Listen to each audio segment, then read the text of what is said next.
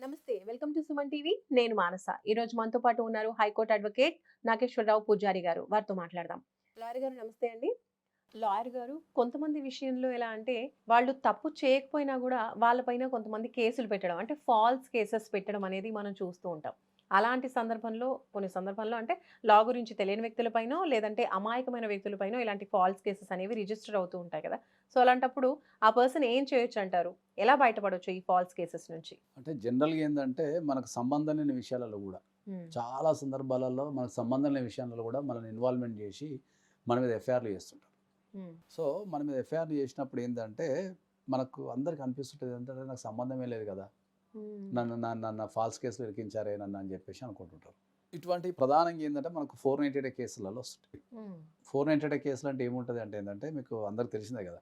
భార్య ఎళ్లి భర్త మీద, ఇతర కుటుంబ సభ్యుల మీద పెడతది. వీళ్ళ మీద పెట్టడమే గాక వీళ్ళకి సంబంధం లేకుండా ఎక్కడో దూరంగా అమెరికాలోనో, ఆస్ట్రేలియాలోనో లేకపోతే యూరోప్‌లో ఉన్న వాళ్ళ సంబంధికులు ఉంటారు కదా! ఇప్పుడు అవును. అన్న భర్త యొక్క చెల్లెలు. అన్న చెల్లెళ్ళు, అక్క తమ్ములు హ్మ్. వాళ్ళకి అసలు సంబంధమే ఉండదు పాపం. వాళ్ళు ఎప్పుడో పెళ్ళికొస్తారు, పోతారు. అవును. వాళ్ళు వేరే సిటీలో ఉంటారు. పెళ్లి చేసుకొని వాళ్ళు వేరే సిటీలో ఉంటుంటారు. హ్మ్. వాళ్ళ మీద కూడా వాళ్ళని ఇరికిస్తే ఏమన్నా కేసులు సాల్వ్ అయితాయేమో అనే ఉద్దేశంతోని దీన్ని పెడుతుంటారు. హ్మ్. అర్థమైందా? పెడుతున్నప్పుడు చాలామంది సఫర్ అయితుంటారు. అరే! ఆ కేసు పెట్టడం వల్ల ఏందంటే, అరే నాకు సంబంధం లేదు గాని సఫర్ అయితుంటారు. ఇంకొన్ని సందర్భాలలో ఫాల్స్ కేసెస్ అంటే ఏందంటే, ఎస్సీ, ఎస్టీ కేసులు బాగొస్తాయి మళ్ళీ సెకండ్ లెవెల్‌లో.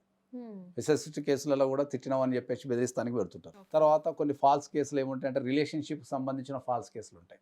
ఇంకా కొన్ని సందర్భాల్లో ఊర్లో గొడవలైనప్పుడు పార్టీస్ మధ్యలో సంబంధాలు ఉంటాయి. ఈ హ్మ్. పార్టీ వాళ్ళు ఆ పార్టీ మీద, ఆ పార్టీ వాళ్ళు ఈ పార్టీ మీద కేసులు పెట్టుకుంటుంటారు. అవును.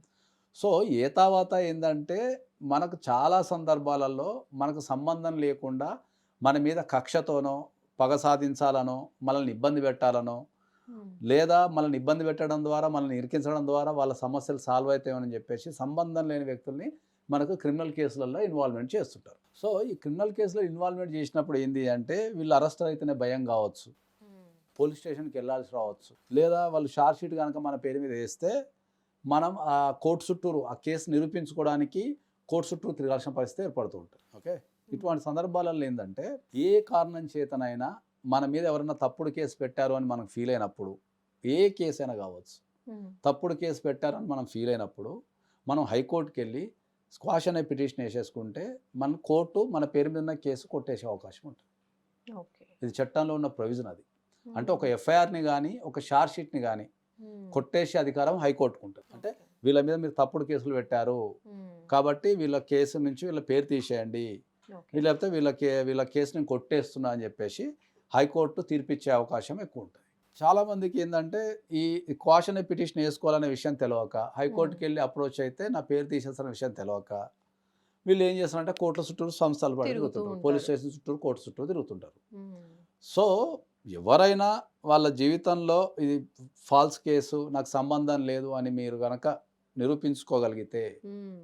మీ ప్రూవ్ దగ్గర ఎవిడెన్స్‌లు చేయగలిగితే. గనుకుంటే, మీకు ఆ కేసుకు సంబంధం లేదని చెప్పుకోగలిగితే, దాని నుంచి మనము బయటపడే అవకాశం ఉంటది. ఆ కేసు నుంచి స్క్వాష్ పిటిషన్ యేసుకుంటే, హ్మ్. మనకు కేసు కొట్టేసే అవకాశం ఉంటది.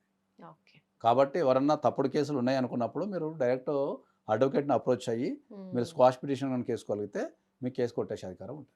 ఓకే. Right sir. ఒక మంచి వాల్యుబుల్ ఇన్ఫర్మేషన్ ఇచ్చారు. Thank you. సో చూస్తున్నారు కదండీ! పొరపాటున తమ పేరు అంటే ఏ కేస్‌లో ఇన్వాల్వ్ అవ్వకపోయినా కూడా తప్పుడు కేసెస్ తమ పైన బనాయించినప్పుడు మన పరిస్థితి ఏంటి? ఎలాంటి కోర్ట్‌లో మనకెలాంటి ఫెసిలిటీస్ ఉండవా? అని బాధపడుతున్న వాళ్ళకి స్క్వాష్ పిటిషన్ అనేది ఒకటుంటుంది అని మనకి లాయర్ గారు తెలియజేస్తున్నారు. చూస్తూనే ఉండండి సుమన్ టీవీ. నమస్తే.